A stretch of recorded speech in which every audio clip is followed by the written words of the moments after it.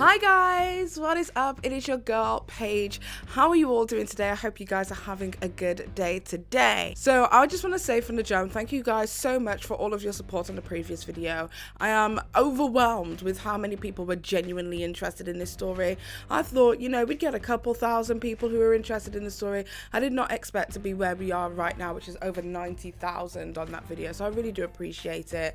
And I'm glad that you guys enjoyed the hard work it is that I put into it. With that being said, today we are going to be taking a look into Anna Solves. In my last video, there were so many of you people who said that you didn't know who Anna Oop was, but you were very familiar with who Anna Solves is. As Anna Solves, as we've already discussed in a previous video, has over 700,000 subscribers and almost 1 million within their own right. And honestly, I'm just going to be honest, that was pretty surprising to me. I wasn't really expecting so many of you guys to be more in touch with the true crime side, because obviously we were talking about Butterface, we were talking about Anna Oop. I just didn't expect to see so many people talking about Anna Solves.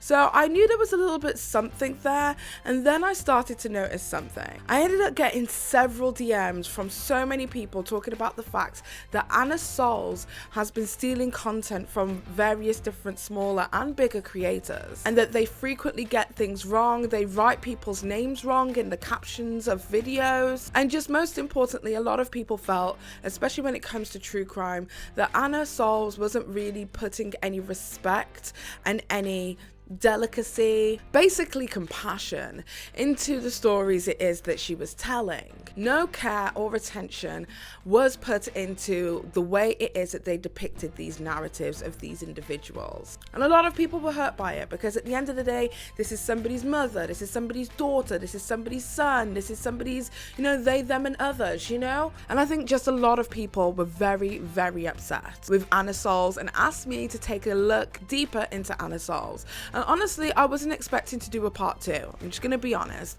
I wasn't expecting to do a part 2. My new thing with my videos right now is that I want to do one big video and then move on to the next story. I don't want to keep going back and revisiting things unless it's necessary. And I genuinely believe this is necessary. This video is not going to be as structured as the previous video. This is a little bit more like a chit chat, but in terms of production, you're really not going to get it. I'm literally sitting here with a mic, with a sock on it, because I am away for the weekend. So we're just going to chill. It's chill, babes. Just chill. Relax. If you're doing some laundry, fold the laundry. If you're sipping a glass of wine, sip the wine. And if you're eating a pizza, eat your pizza, girl. As we get into the many faces of Anna Solves.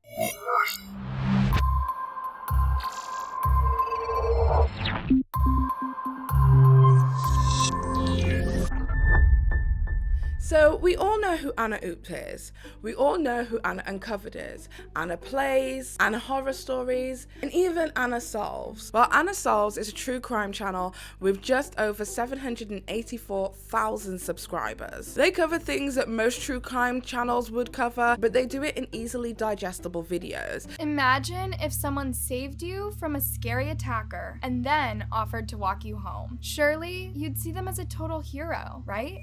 That's the main part of their appeal, because none of the videos, as far as I've seen, have been anything more than 14 minutes long, with the average being approximately 8 to 10 minutes. So if you want to get that true crime buzz without taking the time to listen to hours and hours of discussion from the likes of Eleanor Neal, Bailey Syrian, Kendall Ray, Loeybug, and so many more, you can simply get your daily dose of true crime from a channel such as Anna Solves. With the average true crime video taking anywhere from 30 minutes to sometimes even 2 hours, Anna Solves has literally cornered in on a very specific niche part of the market. The impatient instant gratification ones. Looking at you, Gen Z. With the average true crime video being anywhere between 30 minutes and in some cases like literally 2.5 hours. So I understand that there is a definite need for somebody like Anna Oop in the community.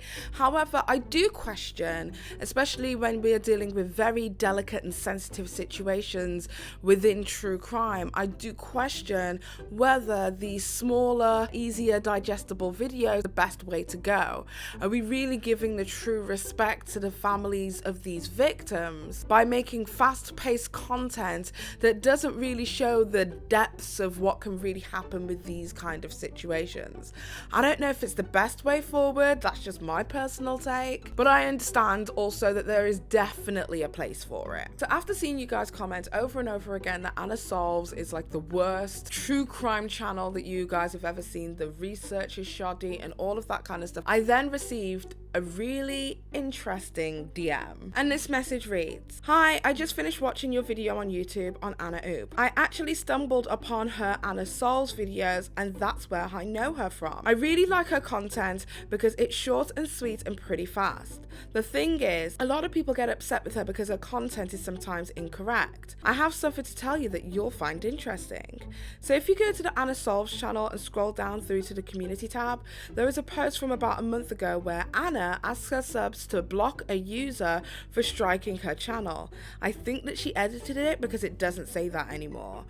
I found it so weird, and the proof is in the comments. People were disappointed in her for asking that. But get this, if you read the comments, there was a strike because the content was stolen from another YouTuber who had the exclusivity on a specific crime case that Anna posted with his research. Sort of reminded me of what happened to the drag channel that you were talking about. I would really love to remain anonymous." Okay, so I followed this lead and did exactly that. I went over to Anna Solves and I went into their community tab. Okay, so if you go to the community tab of Anna Solves and scroll down just a short while, you will come across a post. And this post was from 1 month ago. So the post reads as follows. "Hi guys, there is this channel that is falsely copyright striking my videos and getting them removed for no reason. I've contacted YouTube about the issue, so I would really appreciate it if you guys could engage with my tweet so YouTube could notice it and have these strikes removed. Heart emoji." Then there's a link to the tweet. But then she goes on to say, "The channel that is falsely copyright striking my videos," and then leaves a link to the channel directly. Now the channel is called Truth for Reality. He's a young male POC who makes true crime content, and some of his videos are exceptionally good. He refers to what it is that he does as a crime biographer, so he really takes pride in just like making sure he does the ins, the outs, the research and everything when it comes to his videos. If you go down to the comment section, and you will see there's like over 500 comments on this. There are so many people who are upset with Anna Solves for what it is that they said in regards to, you know, basically sticking all of their fans on this one person. So somebody called Alchemist says, "I like Truth for Reality, one of the only channels that actually shares the stories of the victims that are less likely to receive coverage by the media. He even tries to get justice for the victims that the justice system has just overlooked. Sending your subs to bash somebody when you're wrong is terrible. No one ever heard of these people or their cases until Truth for Reality posted about them, and now you want your fans to attack them because they wouldn't allow you to steal content and profit off his hard work. Shaking my head." Somebody else called Remora says, "I'm very disappointed. I recently found out about your channel and even started enjoying the content you make. You can't just send fans to attack somebody who apparently false copyright struck your channel. You even went as low as to link their channel for your fans to do so. Honestly, this is somehow giving me Dan Plan vibes." I don't know what the situation is with Dan Plan. I don't know who that is, but that's what this person said. I hope I don't sound ridiculous. I don't know who this man is. I mean, he could be walking down the street. I wouldn't know a thing. Sorry to this man. Anyway, I carried on scrolling and then I came across this comment over here. So this one says, "No one is falling for the victim act. Why didn't you try and resolve it with them when they personally messaged you? Why did you force them to copyright strike you by ignoring them and then act like the victim, like they are the bad guy for falsely striking your channel? Are you okay? You took the footage that they personally made themselves and didn't credit them and then refused to credit them after they messaged you and pointed it out. What kind of ego trip are you on?" So then I decided to take a look at the copyright claim. The copyright strike that Anna Solves would have received was on the 2nd of December 2021 and was going to expire on the 2nd of March. And it also says the content was removed by Truth for Reality, so we know exactly who it is. It's definitely that guy. So the video title for the video is called "The Missing Child Who Was found ... And when you search those words into YouTube, this is what you find. The missing child who was found murdered by gunshots. And this is the story of a young girl called Elysiana Carter. And as you can tell from the copyright claim, if we go back, the content that was used was from a video called The Story of Elysiana Carter. Now, with a manual copyright claim, they are now asking you to provide timestamps of the actual section of video and content that is yours. So then I went ahead and I took a look at that particular timestamp for that video. So as you can see from here, the timestamps are 3 minutes 38 to 3 minutes 55. So let's go to 3 minutes 38 to 3 minutes 55 and see what it is that we see. So how come they didn't come check out the apartment block sooner? Where they found her is literally the place where she was last seen, walking into the building, and apparently the police had this info for a while. Even they said that her body had been in the same place since she passed away. If they just looked, they would have found her so much faster.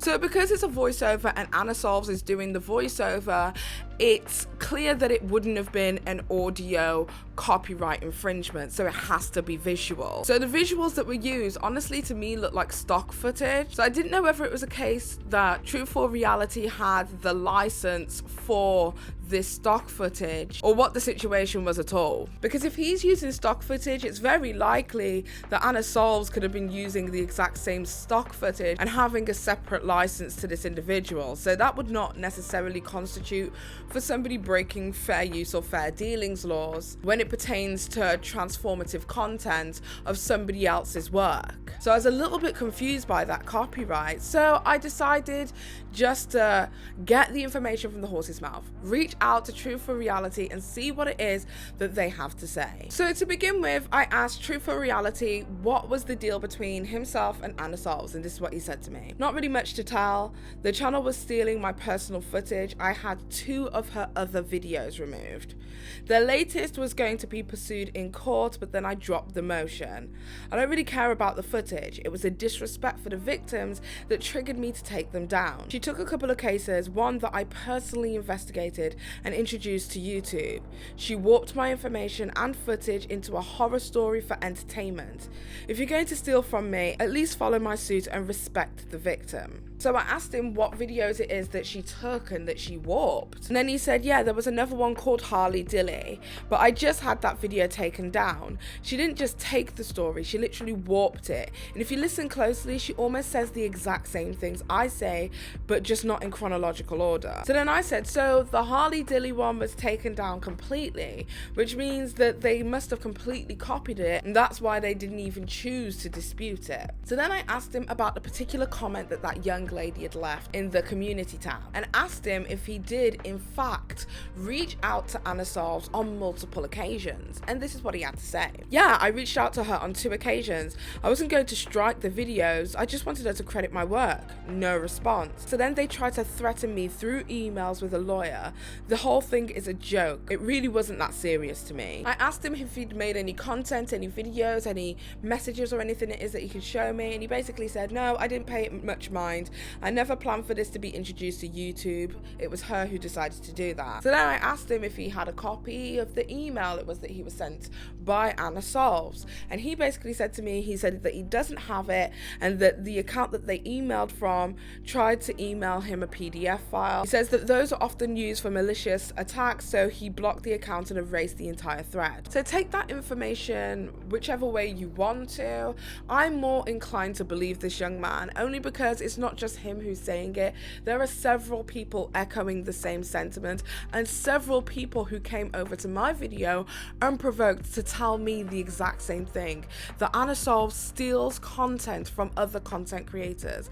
Now, this content creator doesn't show their sub count, but it's pretty clear to me that this content creator probably doesn't have the same amount of subscribers as Anna Solves does. We also have to take into account that this is a true crime channel that is growing organically versus a massive channel such as Anna Oop diversifying their content and cross-pollinating across all of their other channels, as well as we all know now, being a major conglomerate company, or at least using a major conglomerate company, allegedly.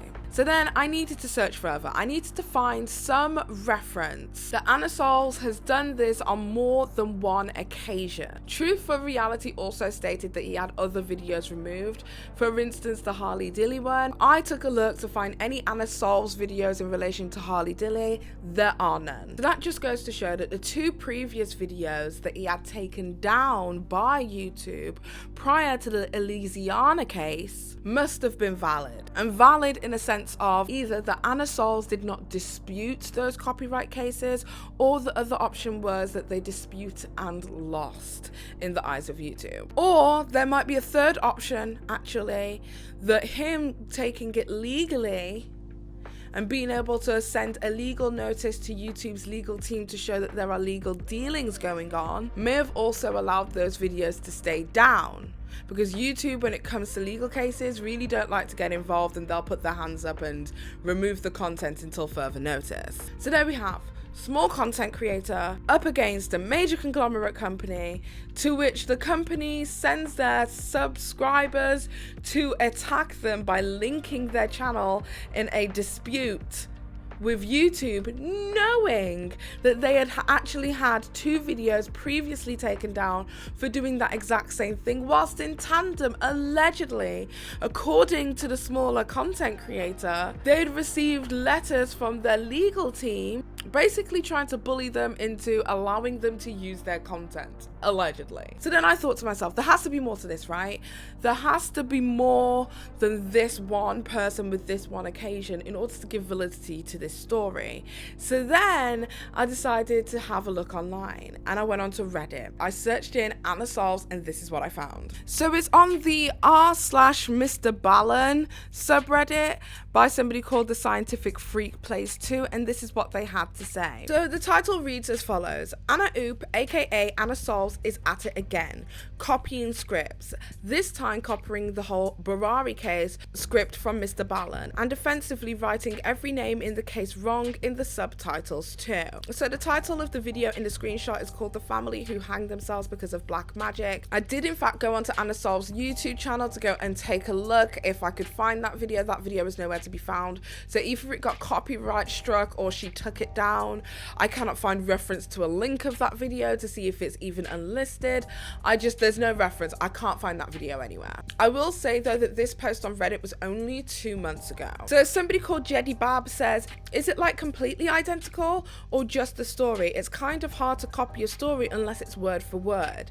And then somebody else said, it's literally a Mr. Ballon video. I didn't even notice the difference until I noticed the channel name was different. And Jeddy Bab said, yeah, that's copying lol. Lots of storytellers out there, but usually they have their own things, some similarities due to inspiration. Somebody else says, I don't understand why anyone would do this. There's a vast number of stories in the world in multiple genres. And then somebody else said, exactly my thoughts. Then another commenter said, it's easier. So from the discussion on this Reddit forum, it seems as if Anna Soles had copied what it was that Mr. Ballon had said word for word. Now, just for reference, Mr. Ballon is a YouTuber with over 5.7 million subscribers. So we're talking a lot bigger than Anna. So in my humble opinion, it was probably more so in Anna's best interests not to piss off one of the biggest true crime channels. And basically that's it. That's all the information I could find to show that basically the team that runs Anna Soles are blatantly and flagrantly plagiarizing so many different content creators. These are only two that I've been able to find online thus far. However, judging by the comment section and what it is that you guys have been saying in my previous video, there are so many other content creators who have also experienced having their work plagiarized by Anna Soles. And this posed a much bigger problem for me and a bigger question, which was why? Why are the people who are working for these teams, who are working for these YouTube channels, plagiarizing work? Of what benefit is that to them? And then something kind of hit me. If you guys remember from my previous video, I was speaking to you guys about the adverts it was that we found on Upwork.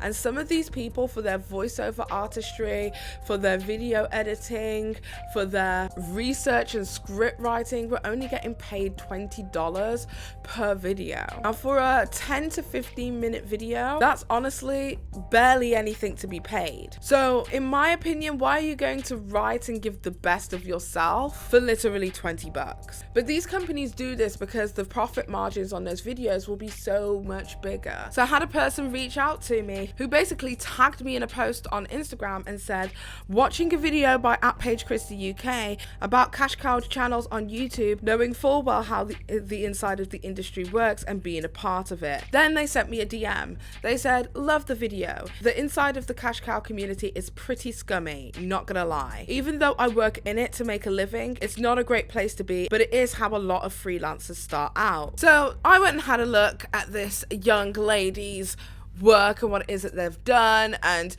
basically she's a voiceover artist and she works for another one of those channels, posts to it frequently on their Facebook, etc. I'm not going to show you all of this because this was a kind subscriber who really wanted to tell me the ins and outs of how this community works. But essentially she gets paid peanuts for channels making thousands per video just so they get to execute their passion, which is, you know, freelance voiceover work. But it is true, freelancers need a place to start in order to build up a portfolio. It's one of those situations where in order to be hired by a company that will take you seriously, you have to take a lot of shitty jobs just to show what it is that you can do. So then I received another DM by somebody who states that they work for these companies. And when I say these companies, I mean directly Krelon Media Group. And this is what she had to say. She said, hey, I just watched your Anna Ut video and I can say you're basically 100% correct. I can't go into details because the company makes their employees sign NDAs and I don't have money to get sued.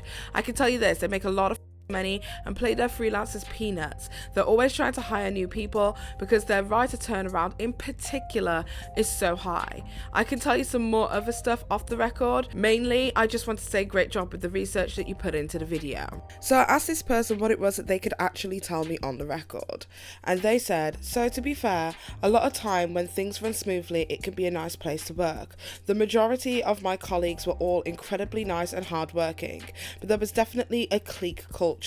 A certain group associated with the director basically made all the decisions, and a lot of the time the thoughts and feelings of the other freelancers especially weren't taken into account.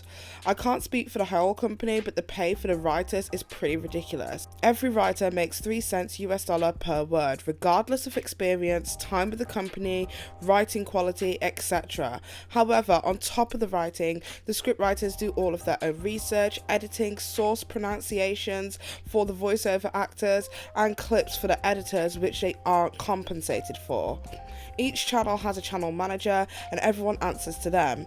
Some of the managers are absolute angels and some basically got the job by being buddies with the director. There's one that managed several channels at one point that was treated poorly because they challenged things like shortening deadlines, potential pays and cuts, etc. And that really made me think. If you guys remember from my previous video, I was showing you guys all of the adverts and stuff like that was on Upwork, and that they were paying people literally $20. That's not $20 per hour, we're talking $20 per video. Then I thought to myself, it would be pretty much unsurprising that the turnaround for script writers and video editors and positions like that would be so frequent due to the lack of money it is that they're all getting paid. The profit margins on these videos are huge. Let me put this into perspective for you. One of my previous videos on YouTube that has garnered over 150,000 views has made me approximately £1,000. So we're talking like 1,300 US dollars. If I was to have paid a script writer, a video editor, and all of the other people it is that takes to make and create one video, anywhere between $20 to $50 to do that for me, my profit margins are huge. I mean, my God, when I have researchers work for me and they can attest to this, they get paid literally 30% of my video's ad revenue for that month. Genuinely, I think the most that one of my people have walked away with is literally £450, and that's from one video. So the money to be made and the profit margins that you can have on YouTube are huge, especially if you're not really paying the people and you're going onto websites like Upwork where people are, especially in the middle of a panorama, are looking for jobs, are trying to subsidize their lifestyle, and then you want to pay them peanuts for a lot of effing work, because it takes a lot of work to create original content here on YouTube. It takes energy, it takes time. And then it made me question something else. It made me think about the problem it is when it comes to these companies and the consistency in the quality of their content. Because if one of my researchers is sick and can't follow through with a video that it is that they're researching, or simply if one of my freelance researchers moves on to do other things, one of them moved on to go to university, the other one moved on because they had to move countries. Like, when these people leave at inopportune moments for yourself, my channel will always have the consistency of always having me. I can do the research. If I was to use a video editor for my channel and the video editor couldn't complete a piece of work, I can edit my video. The channel consistency consists of me. So when these companies don't have literal individuals who are running these channels as humans, individual personas, who are able to produce this content, and when I mean that, I mean you are able to edit for yourself. You are able to study SEO and how it is it's going to get into the recommendations for yourself. You are able to make a thumbnail for yourself. You are able to find music and get licensing agreements for music and stock footage for yourself. You are able to voice the channel for yourself, research for yourself. The channel consistency will always be there because you are consistent. You are the consistent person on that channel. The art of being a content creator is being a jack of all trades. And somewhere down the line, these channels to me are showing me that they are a master of none. That was good. That was really fucking profound. But that was fucking profound, Gareth. I'm a fucking wordsmith. One of the main things that comes up over and over again when people talk about Anna Sauls is the fact that she doesn't handle these stories with delicacy, decorum. Essentially, she doesn't handle them with care. And it really made me think about the fact that Anna Oop, Anna Sauls, Anna Uncovered, Anna Horror Stories, Anna Plays, all of these channels are being voiced by the same voice actor. And the simple fact is that when we have these groups working on a project, that the care and the delicacy that's needed for things such as true crime isn't given because of speed of production, the literal Rolodex of characters coming in and out of projects due to them paying them absolute peanuts, and the fact that the voiceover artist, the person that people have connected with over these years, really doesn't have a true and honest passion for the project. They're just reading a script. So as I'm talking to you guys right now, I'm talking to you guys about the effects that these conglomerate companies have on our communities here on YouTube. Not just mine here on the, commentary side of YouTube, not just top RuPaul's Drag Race videos on their side of the drag queen and drag race drama and commentary videos, or any other subsection of YouTube. I'm talking to you about it because I care about it. I care about the topic. I care about the story.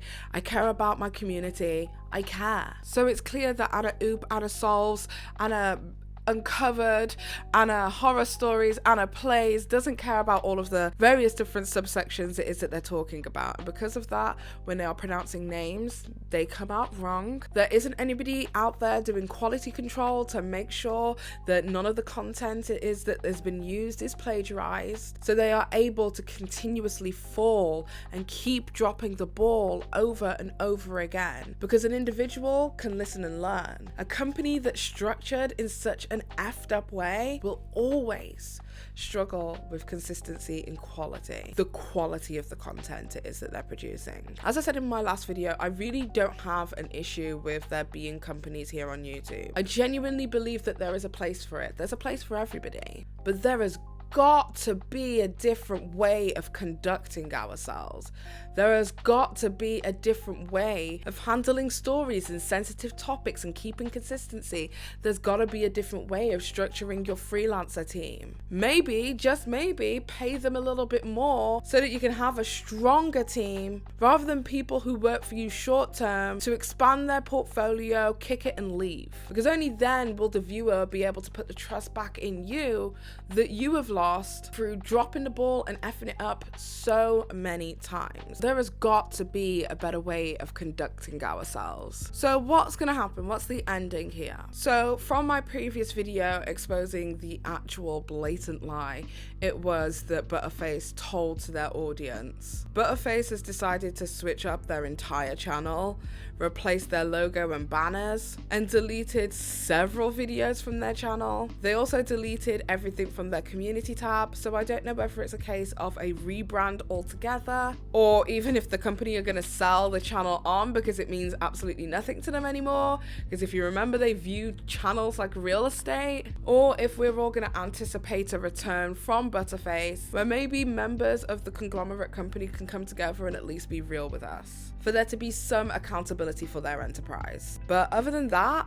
I don't really know. I don't really know how this is going to end. I don't really know what's going to happen from here. But all I know is that the quality control of these companies definitely needs to be taken a look at. Content creators, small content creators, individual content creators should not have to worry about their content being stolen by companies such as them. Nobody deserves to be plagiarized. But these inconsistencies are going to continuously happen as long as the company structure of paying freelancers continues. And I hope that the freelancer, if there is one, who works for Anna Oop, Anna Souls, Anna Uncovered, Anna Plays, Anna Horror Stories, knows the value of their voice. They've been on that channel now for over a year, I do believe, maybe even 2 years, creating content for the Anna Oop channel. If they were to leave, that channel literally has nothing. So I hope that through their hard work and dedication for this company that they are getting paid what it is that they are worth. Do you want darker stories? Do you want to dive into creepier videos? Well, my little detectives, it's time we go even deeper. This is Anna Uncovered. Back in the beginning of YouTube, there was a content creator by the name of Lonely Girl 15. She created content in 2006 that literally millions and millions of people tuned in to watch. She was a girl next door, a girl just like you, a girl that you might know, and she was lonely. She was homeschooled, and YouTube was her only outlet. However, in September 2006, everything came crashing down when it was found out that Lonely Girl 15 was a web series ran by a team of over 22 individuals. The fictional series, created by Mesh Finders, a screenwriter and a filmmaker, created one of the biggest YouTube hoaxes of all time. But the moment the world found out that Lonely Girl 15 wasn't just one person, that they were just an actress, a part of a big group of individuals, was the moment that the series died. Series 2 and 3 never brought up the same numbers as Series 1 because the relationship that the audience had developed with the individual was severed. I mean, I didn't really know what I was getting into, but I just had booked my first job ever in my life. My name is Bree. I'm 16. I loved playing Bree. I mean, at the time she was only 3 years younger than I was, so it wasn't that much of a stretch. So what is the deal with kissing? I don't know about you, but I pretty much spend all day trying to avoid other people's spit. They had a script, but they wanted it to feel as authentic as possible. This is what I think is the biggest fear of these companies, is that they're scared of losing the people. They're scared of losing this framed trust it is that they created between themselves and the viewer. But I feel like we're a long way away from 2006. I feel like the audience are a lot more savvier than they used to be, a lot more clued in, a lot more in tune with the internet, and that you don't have to handle us with kiddie gloves, that there's no shame in saying we're a company and we're out here just trying to get our coins just like you. But when you do that, it means that you are accountable. And I feel like that is the other paradox that they're having to deal with, that this means that if they came out and said that they're a company, that they're a part of company, that they utilize a massive company, that they're accountable. And accountability, when you're reporting true crime, when you're reporting tea, drama and commentary, is the hardest part of the job. Being accountable for not only your words, your actions, and the consistency and quality of your content is the hardest part about being a YouTuber. Harder than editing, harder than script writing, harder than filming, harder than recording, harder than researching, harder than anything is being accountable for the shit you do online. And as long as Anna Oop, Anna Souls, Anna Uncovered, Anna Plays, Butterface, Misty, Pop Juice, and all of these other companies don't allow themselves to be accountable, we are always going to get misrepresented news and just low consistency in general. It's giving 10% battery life. Anyway, that's all I had to say on the whole entire situation. Hopefully you guys like this little update. If you like this video, don't forget to give this video a thumbs up if you like it. If you have any more topics it is that you guys would like for me to discuss, right now we are working on surviving Tyra Banks, which will be my next video essay. Then feel free to contact me on all of my social media. All of my social medias are at PaigeChristieUK. I do try and read my DMs as often as possible. Also, I wanted to update you guys that I have actually started a Patreon as well. So if you want to support me creating long form videos and long form content, because I'm not able to pump out at the same velocity that I used to with my shorter form content, please feel free to come and support me over at Patreon. I'm really excited for that. People who are channel members, don't worry, you're still gonna get your content over there too. And yeah, let's just start to create a community. With that being said, I hope that you guys have an amazing day or evening, whatever the hell it is that you're doing. And until next time, I'm gonna go get ready because I've got a dinner evening thing that I need to go out to. And I will see you in the next video. Bye guys.